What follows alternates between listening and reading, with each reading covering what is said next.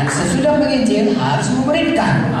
Kenapa memuridkan? Seperti saya katakan tadi, kalau saya pun saudaraku orang ya dokter anak, tidak usah dokter anak lah, kita saja pun tidak mau anak-anak kita tetap bayi. Bisa bayangkan anak saudara 10 semua bayi. Sebentar ini minta, oh ini ya ganti popok, sebentar lagi minta, sebentar lagi dia saudaraku jatuh. Itu saja kerja kita. Coba bayangkan. Tetapi kalau kita muridkan dia, kita ajari dia bertumbuh dewasa, 10 pun anak kita. Susana Wesley, ibunya John Wesley, pendiri Metodis, anaknya 16. Tapi bisa diajarinya semua. Yang 2 mengajar adiknya mengajar adiknya lagi, adik. Demikian dibuatnya semua. Sehingga anaknya 2 jadi penginjil dunia, yang lainnya pun semua bisa jadi orang berhasil. Mengapa? Karena diajarinya memuridkan. Satu demi satu anak-anaknya itu. Kalau anak itu semua saudaraku jadi baik, dan kalau badannya besar jadi preman, susah kita. Gereja pun saudaraku kalau baik semua Pak Pendeta ini susah.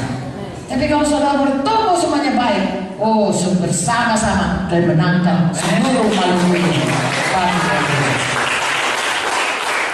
Kalau nggak kita rajin, kalau ada toko kita dia bantu kita di toko, dibantunya mamanya di dapur atau di mana saja. Kalau ada pengusaha kita yang lain bisa ditolongnya. Tetapi kalau tidak, dia tetap menjadi beban.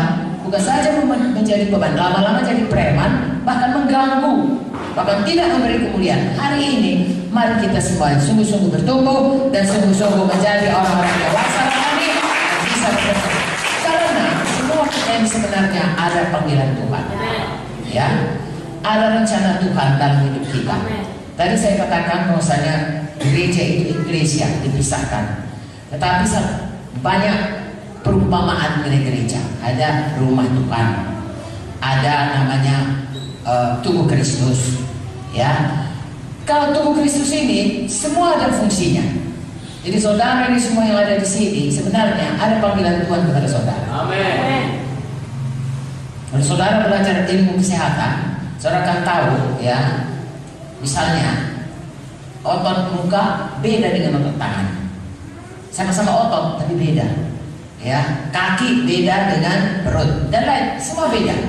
Tapi semua perlu. Tidak ada yang tidak perlu.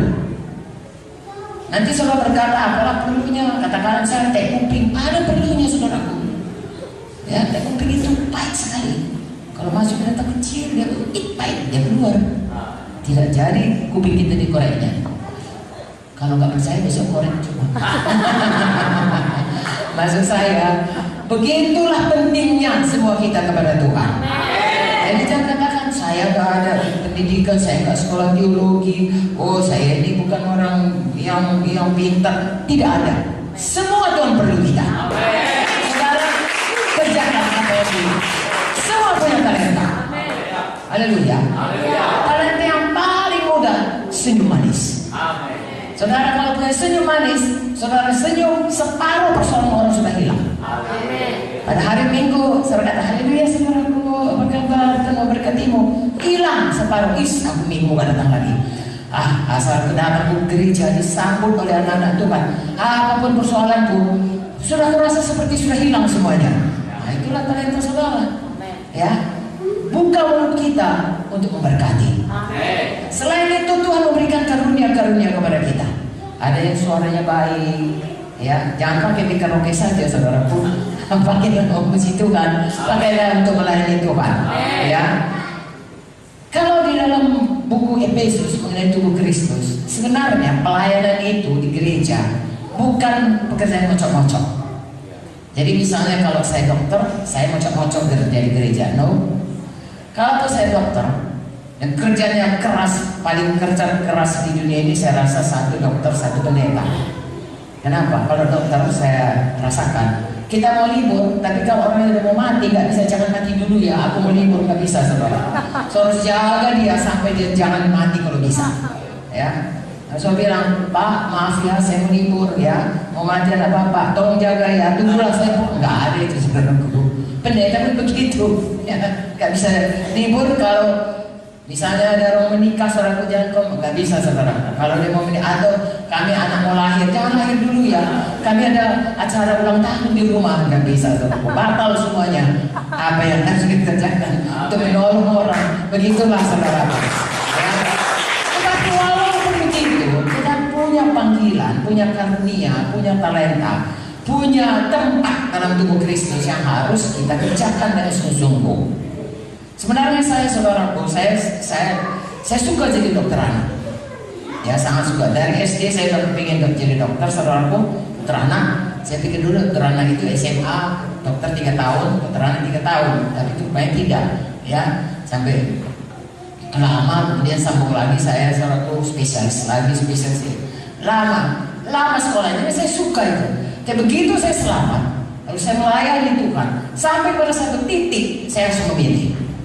Kalau saya meneruskan jadi dokter anak, maka saya menelantarkan panggilan saya. Kalau saya masuk kepada panggilan saya penuh, saya harus meninggalkan kerja saya di fakultas. Sebab berarti nanti saya korupsi di sini. Saya kerja tidak. Saya disuruh Tuhan mencari orang yang selalu bersungguh-sungguh hati. Amin. Lalu saya merasakan Tuhan memanggil saudaraku. Kalau dokter anak itu banyak bisa menggantikannya. Saya tawarkan siapa yang mau, saya didik. Seberapa ilmu saya didik. Tapi untuk menjadi hamba Tuhan, saudaraku, tidak banyak orang mau.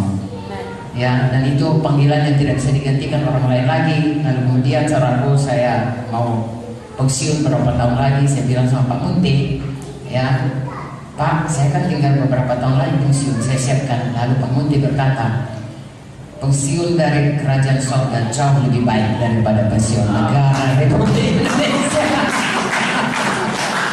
Saya beriman, percaya, dan saya tinggalkan semua saudara. Orang bilang saya gila, ya, karena di seluruh USU itu di rumah sakit, namanya rumah sakit Tirngadi kalau waktu itu, ya, saudara, tidak ada dokter Kristen. Kami hanya 2, saya dan adik ipar saya, adik Pak Munti.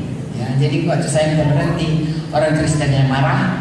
Saudaraku, dia bilang, kalau tidak banyak orang Kristen yang keluar. Saya bilang, kalian bisa gantikan aku, tapi aku harus jadi hamba Tuhan. Lalu orang yang Muslimnya berkata, sok kali, macam hebat kali lah jadi pendeta itu. Saya memang hebat, cuma gila Yesus. Dan saudaraku, dan saya tidak pernah menyesal, karena itu panggilan Tuhan. Dan saya bersyukur saudaraku, kalau saya tidak menyambutnya, saya menjadi mana-mana sekarang ini. Ya, karena ya kawan-kawan saya hampir semuanya sudah meninggal. Saya satu tinggal saudaraku dengan segala macam keluhan. Ada yang sudah tidak jalan, tidak bisa jalan, ada yang operasi dan sebagainya. Dan saya masih sampai di Ambon pada hari ini. Begitulah teman-teman. Jadi saya rasa saudara, marilah ikuti apa panggilan Tuhan. Kalau Tuhan sudah bicara kepada saudara, sambutlah itu sungguh-sungguh. Ada rencana Tuhan dalam. Kalau misalnya saudara tangan, lalu saudara tidak mau jadi tangan, lalu tubuh Kristus itu puntung tangannya. Atau saudara sudah jadi pelayanan, lalu saudara tinggalkan itu, maka saudara buntungilah itu tubuh Kristus. Jangan saudara. Tempat yang sudah Tuhan taruh, karunia yang sudah Tuhan taruh, kelengkapan ya yang sudah Tuhan taruh, itu semuanya saudara harus jalankanlah dengan segenap hati saudara. Itu kehormatan sungguh-sungguh untuk bisa melayani itu. Haleluya.